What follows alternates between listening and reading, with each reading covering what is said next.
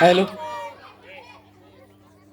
सुरुवातीलाच मी सर्वांची माफी मागतो, कारण माझा एकच प्याला असा विषय आहे. माळीसाहेब पुढे बसलेले आहेत त्यामुळं मी सर्वांचीच माफी मागूनच सुरुवात करतो, कारण मी शिक्षक, विषय वेगळा, साहेब पुढे बसलेत, त्यामुळे थोडंसं धाकधूक वाटते अशा वेळेला. ठीक आहे, एकच प्यालामधील एक छोटासा भाग मी इथं सादर करण्याचा प्रयत्न करतोय. जेव्हा स्पर्धा होती तेव्हा भरपूर म्हणजे चांगलं व्यवस्थित पाठांतर वगैरे सगळं. आता जे जुळेल त्या पद्धतीनं मी माझ्या पद्धतीनं करण्याचा प्रयत्न करतो. चुकलं तर समजून घ्या.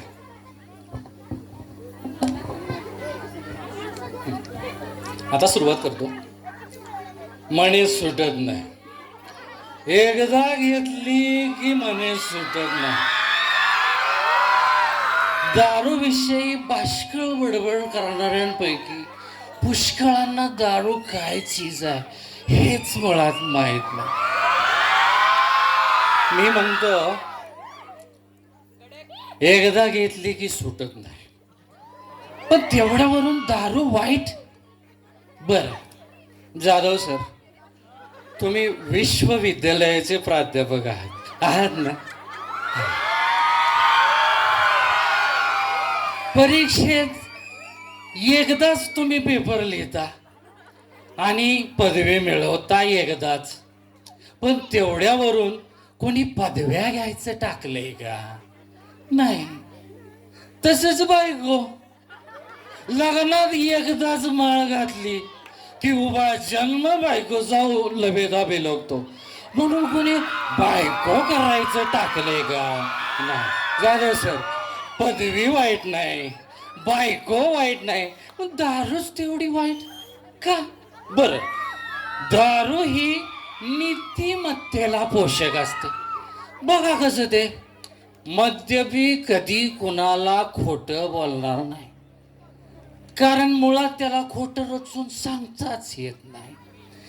मद्यपी कधी कुणाची चहाडी करणार नाही, कारण पूर्वी कोण काय बोललं हे त्यालाच आठवत नाही. मद्यपी कधी कुणाचा विश्वासघात करणार नाही, कारण मुळात त्याच्यावर कुणाचा विश्वासच बसत नाही. बर, अलीकडं उघडपणे जी खाण्यापिण्याची अडचण निर्माण झाली ती दूर व्हावी यासाठी आम्ही एक मंडळ स्थापन केलेले, एक संस्था स्थापन केलेली आहे, आर्य मदिरा मंडळ. काय, मद्यपान हे अतिशय हलक्या लोकांच्या हातात गेल्यामुळे संभाव्य समाजाकडून त्याची जी हेटाळणी होते ती दूर व्हावी असा आमच्या संस्थेचा उद्देश आहे. डुबल सर, मुद्दा असा आहे,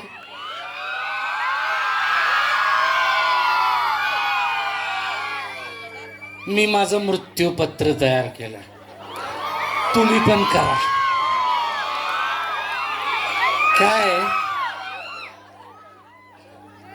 मी मेल्यानंतर माझ्या घराचा गुत्ता करा, तो रात्रंदिवस उघडा ठेवण्यासाठी सरकार दरबारी खटपट करून त्याची परवानगी मिळवा, म्हणजे हाडल्या नडल्याची गैरसोय होणार नाही.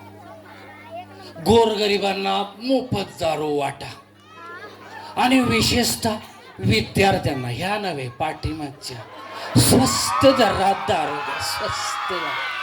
काय, माझी खरी भिस्त ही तरुण पिढी आहे.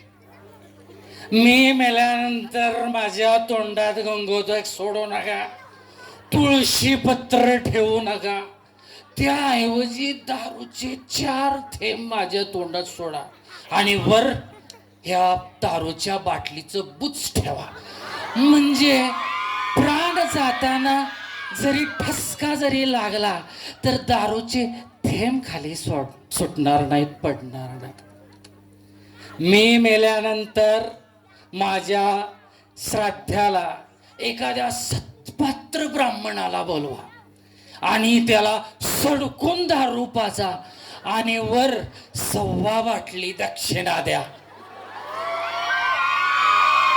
आणि हो, आता तुम्ही सुद्धा माझ्यासोबत चला, टू माय हेल्थ. धन्यवाद.